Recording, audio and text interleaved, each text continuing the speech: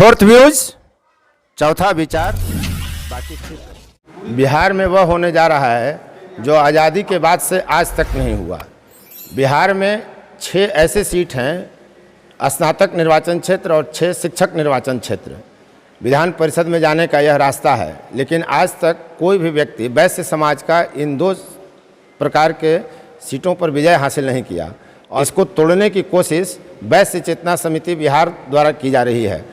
और इस बार उम्मीद यही की जा रही है कि कहीं न कहीं स्नातक निर्वाचन क्षेत्र और शिक्षक निर्वाचन क्षेत्र से कोई वैश्य बिहार विधान परिषद में पहुँचे। तो इसके लिए किया क्या जा रहा है, कौन यह प्रयास कर रहा है, पूरी बात हम आपको इस वीडियो में बतला रहे हैं। दाऊदनगर में यह बैठक की गई आज, जिसमें यह तय किया गया कि दोनों निर्वाचन क्षेत्रों से, स्नातक निर्वाचन क्षेत्र और शिक्षक निर्वाचन क्षेत्र से बिहार में कोई न कोई निर्दलीय वैश्य को जिताया जाए, ताकि बिहार में एक नया आगाज हम कर सकें और वैश्य समाज को भी बिहार विधान परिषद में अधिकार और प्रतिनिधित्व मिल सके। हम बात करते हैं इसके अगुआ वैश्य चेतना समिति के जो अध्यक्ष हैं इंजीनियर सुंदर साहू जी से, कि वे क्या इस मुद्दे पर कहते हैं।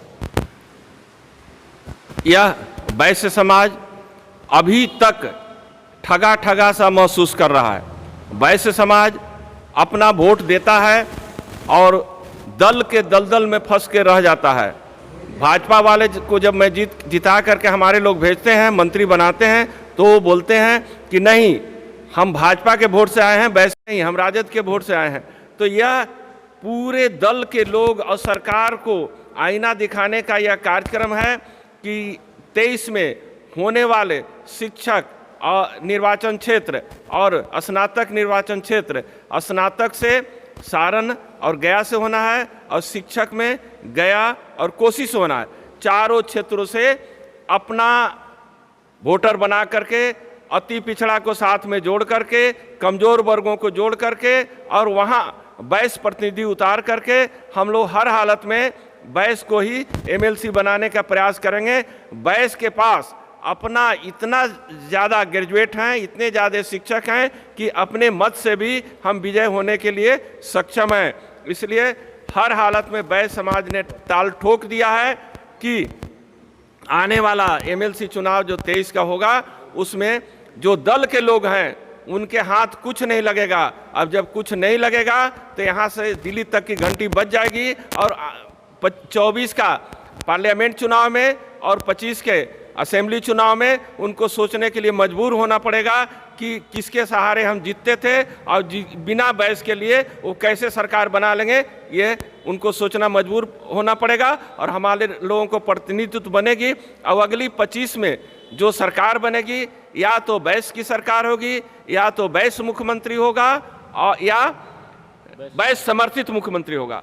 एक और आपके माध्यम से बताना चाहेंगे कि वैश्य समाज यह ठान लिया है कि अपराधियों को जनप्रतिनिधि से बनने से हर हालत में रोकेंगे। अगर अपराधी जनप्रतिनिधि नहीं बनेंगे, विधानसभा अपराधी नहीं पहुंचेंगे, विधानसभा अपराधी मुक्त, तो बिहार अपराध मुक्त मेरा ये मानना है। और बिहार जब अपराध मुक्त हो जाएगा तो पूरे देश के जो उद्योग धंधे हैं बिहार में लगना शुरू हो जाएंगे। यहाँ का जमीन उर्वरा है, यहाँ के व्यक्ति मेहनती है और यहाँ के लोग, सभी समाज के लोग सुखी संपन्न होंगे और मिशन स्वर्ण युग 2025 का सपना साकार होगा। अभी तक कोई विधान परिषद में पहुंचे हैं कि नहीं वैश्य समाज से? स्नातक और शिक्षक निर्वाचन क्षेत्र से अभी तक कोई नहीं पहुंचे हैं।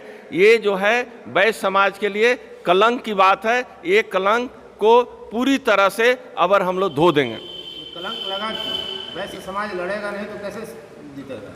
ये वैश्य समाज जो है पहले जो था भिन्न भिन्न उपजातियों में बटा हुआ था। कोई अपने आप को तेली बोलता था, कानू बोलता था, कोई तांती बोलता था, कोई पटवा बोलता था, कोई कुम्हार बोलता था, कोई लोहार बोलता था। अब सबने वैश्य बोलना शुरू कर दिया है। वैश्य समाज की पूरे 56 जातियां हैं, लेकिन मुख्य रूप से बिहार में 32 उपजातियां हैं जिनको लेकर के हम चल रहे हैं।